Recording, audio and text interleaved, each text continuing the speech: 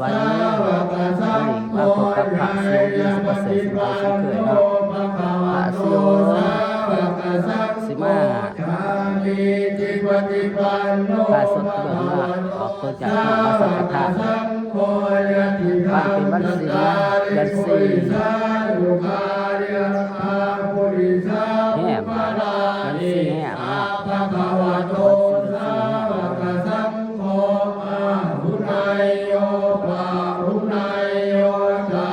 ือนสี่แห่มเดือนสี่ล้านไว้พุทธตามพระสิโยสุปเสสในสองพระสิโยสุปเสสวัดย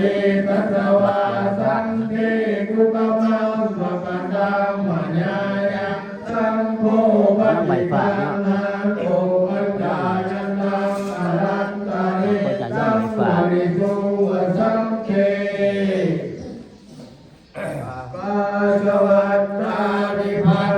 อันนี้อาหารบ้านนอกบ้านนาเนาะ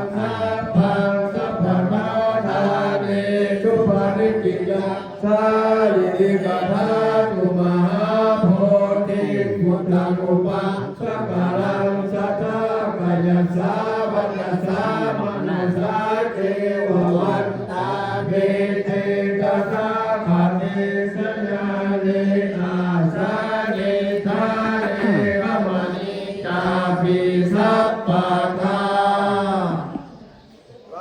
สวัสดิพันติสัพพังอปาราทังอมนะเมพันติสัพพังปุญญังสานินาอนุโมทิตาพันสานินาสักขังปุญญังเปหังสัตพังสาธุทุกของพระสิโยวัดพุทธเสกในเนาะวัดตามมาแล้วอันนี้ทุติยมภิมังยังเวทัสเตวิสุวิสุมังคาทายามิเตเรยะหะปัจจาเจริยกามะตามสองเลยเด้อสองที่ถูกของพระสิโยมีสุปเสสกำลังสั่งสองใหม่เนาะกำลังสั่งสองใหม่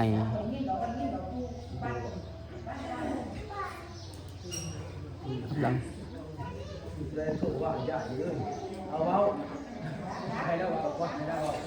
ถูกแล้วได้ว่า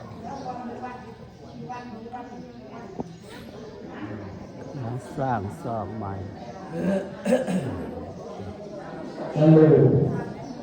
ทางก็ต้องใส่สิ่งเดิม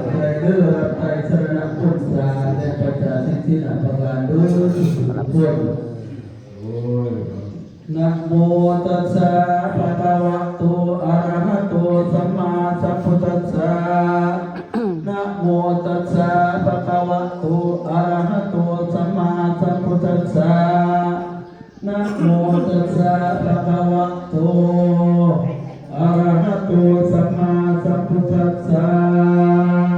นะโมตัสสะภะคะวะโตอะระหะโตสัมมาสัมพุทธัสสะอาหารบ้านนอกบ้านนาอาหารบ้านนอกบ้านนา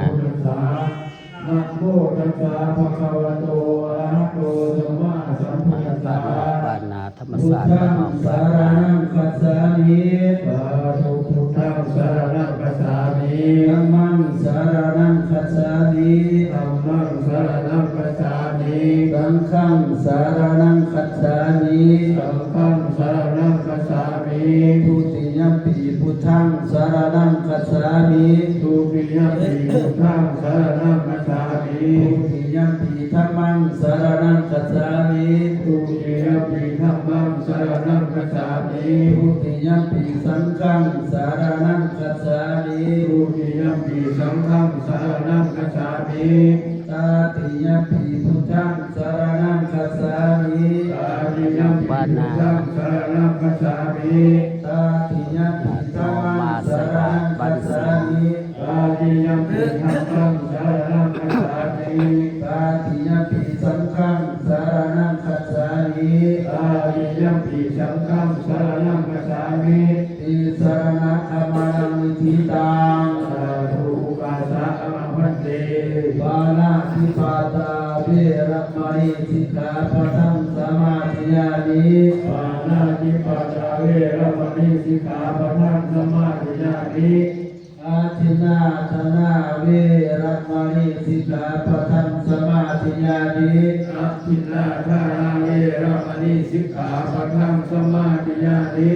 กาเมสุวิสาจาราเวรมณีสิกขาปะทังสมาธิยามิกาเมสุวิสาจาราเวรมณีสิกขาปะทังสมาธิยามิมุสาวาทาเวรมณีสิกขาปะทังสมาธิยามิมุสาวาทาเวรมณีสิกขาปะทังสมาธิยามิสุราเมรยมัสสะปะมาทฐานาเวรมณีสิกขาปะทังสมาธิยามิสุราเมรยมัสสะปะมาทฐานาเวรมณีสิกขาปะทังสมาธิยามิอิมานิปัญจสิกขาปะทานิสิเรนะสุขติยันติ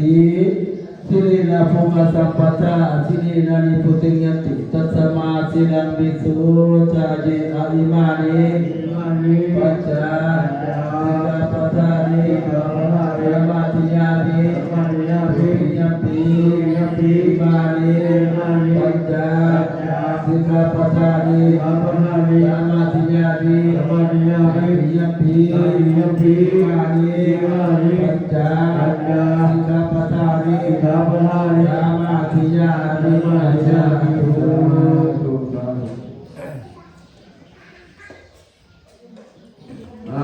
จับเกิดจับเดี๋ยววันนี้เลยลงไปก็ต่อไปหัวเดี๋ยววันนี้เลยก็ต่อร้อย คำถวายกล่าวคำถวายทาน เมื่อไรข้าพเจ้าว่าเด้อบ่ได้เด้อข้าพเจ้าวิบ่ทงเด้อบ่ทงก็ได้เอาพวก เอาน้ำโพสราอาหาร เดี๋ยวพาไผประจมเด้อสารแหนักประจมนักปากจมมือสารสิบ่ได้เด้อเป็นนั้นเมตตานะนาเมตปริจุทังน้องมึงเฮาก็ตักปากเฮาก็จมสาธุเห็น นะ แต่ โมตัสสะ อยู่บ้านบรพะเห็น อะระหะโต สารแหนักจมนัก สัมพุทธัสสะนะโมตัสสะภะคะวะโต เคยตลาด อะระหะ โต โต โต สั เขา ม บอก มาสัมพุทธัสสะ นักชมแล้วเลยเป็นอันนี้เลย ตุติ เขา นั เอิ้ ง นยังไม่ใช่ ทานัง พอกว่าถูกใช้พอกว่าถูกครับพี่บ่า ปาดิ แล้ว ล ก็ ำตะด อังสาวะคา ำว่าเลยคือว่าตรงนั้นพ่อไม่เลย ทานา บอก สัพ คือตาม เราเคยตะด ปิยัมปี ำเขาเอิ้นยังไม่ นั ใช่ งมัจจมิทานังทานังมีปาดิยุทธังอาสาวะคาณวังนิพพานา เขาเนี่ยบริษัท ยัมปียัมปี ยังระบ้าง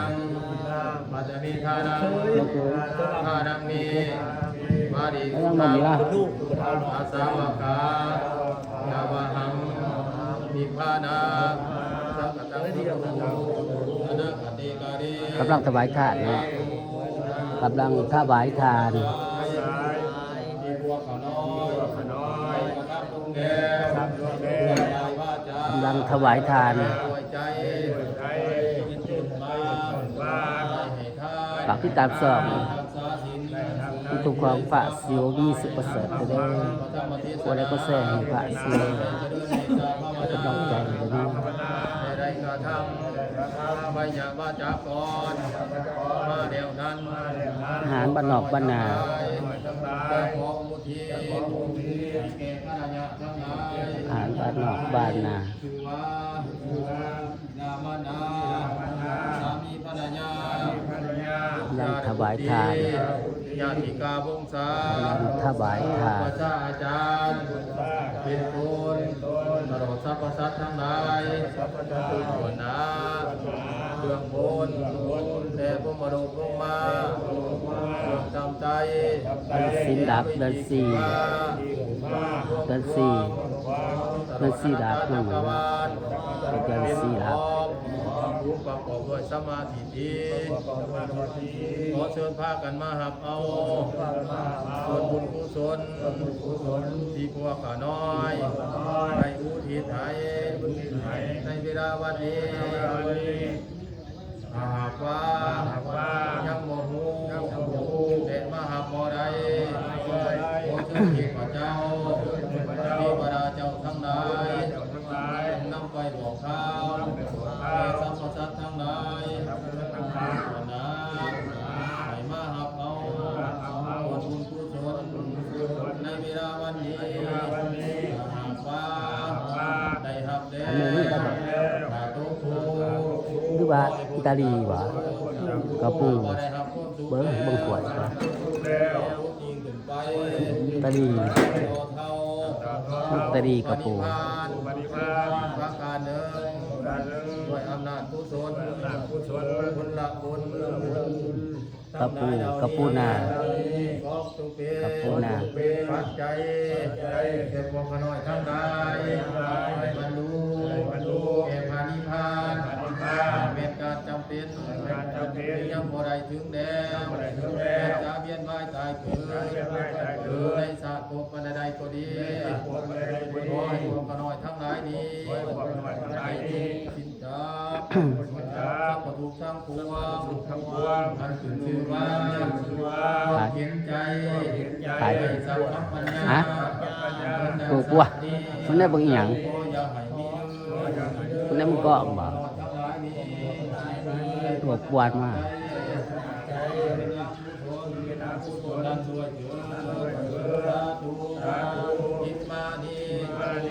ยังพันเตดาปัตตานิสาปริวารานิภิกขุสังฆัสสะโอมุสัญญามาสาธุพันเตภิกขุสังโฆอิมานิดาปัตตานิอันนี้พระสิโหนก็ สาธิตันหาภูอัมหะกังอิคารตังอิกายาเตทังทัพโสจะเดินโดยทั้งหลายโอน้อมถวายบิณฑบาตสนาอา